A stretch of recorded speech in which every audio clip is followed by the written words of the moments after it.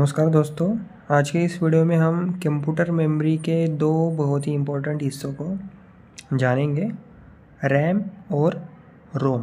Okay, इसका difference हम देखेंगे, एकदम सिंपल तरीके से आपको मैं समझाऊंगा। Okay, see difference between RAM and Rome.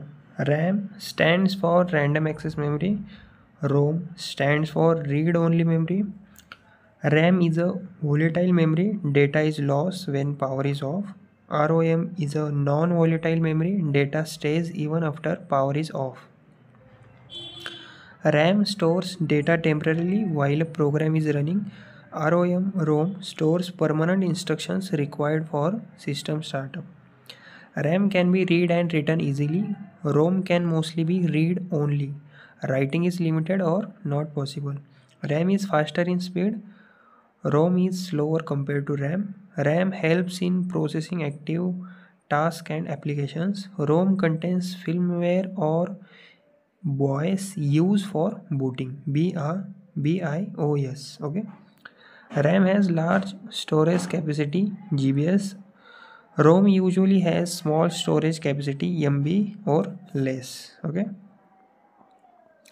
RAM affects system performance directly. ROM does not directly affect performance. It stores essential instructions.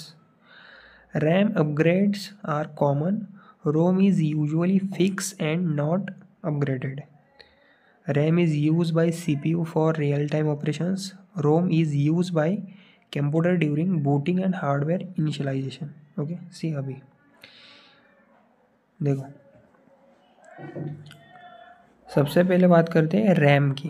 Okay, RAM एक टेम्पररी मेमोरी होती है जिससे कंप्यूटर तब यूज़ करता है जब आप कोई प्रोग्राम चला रहे होते हो। ओके, जैसे आप गेम ओपन करते हो, ब्राउज़र खोलते हो या कोई ऐप रन करो, उसका डेटा रैम में लोड होता है। ओके, अपने आप रैम को आप अपने दिमाग की शॉर्ट टर्म मेमोरी की तरह समझ सकते हो। ओके, सो बेसिकली जिस इंफॉर्मेशन की ज़रूरत अभी तुरंत होती है वो रैम में स्टोर होती है। ओके, और इसमें पॉइंट क्या है इम्पोर्टेंट, रैम वोलेटाइल मेमोरी होती है। क्या होती है? वोलेटाइल।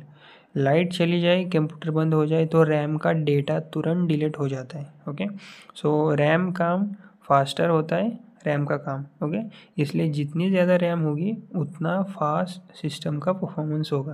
ओके, अभी ROM के बारे में जानते हैं। ROM मतलब read only memory. Okay, ROM एक परमानेंट मेमोरी होती है जिसमें वो इंस्ट्रक्शंस स्टोर होते हैं जो कंप्यूटर को स्टार्ट करने के लिए हमेशा चाहिए होते हैं, मतलब वो कभी डिलीट नहीं हो सकते। ओके, इसको आप अपने दिमाग की लॉन्ग टर्म मेमोरी की तरह समझ सकते हो।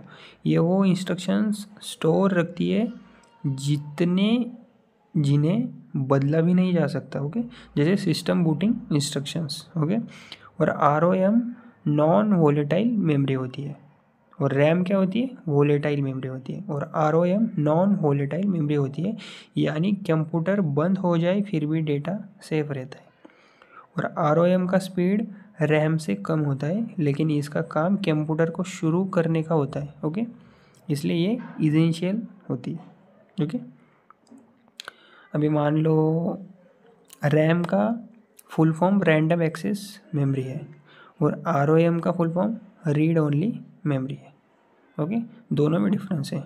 ये पहला डिफरेंस हुआ। दूसरा क्या हुआ, रैम एक वोलेटाइल मेमोरी है, पावर ऑफ होने पर डेटा डिलीट हो जाता है। और दूसरी तरफ ROM क्या है? नॉन वोलेटाइल है, पावर ऑफ होने पर भी डेटा सेव रहता है।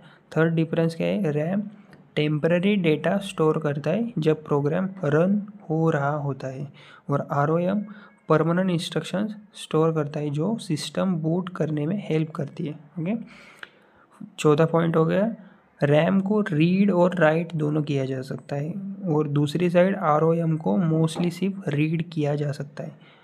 पांचवा पॉइंट, रैम का स्पीड बहुत फास्ट होता है और रोम का स्पीड कंपैरेटिवली स्लो होता है।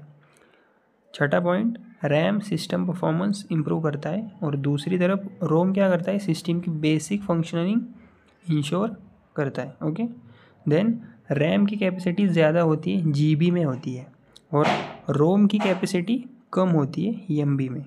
और रैम अपग्रेड की जा सकती है और रोम जनरली फिक्स होती है। ओके, तो ये था रैम और रोम का क्लियर डिफरेंस। ओके, अगर वीडियो अच्छा लगा हो तो लाइक करो, सब्सक्राइब करो। Thank you.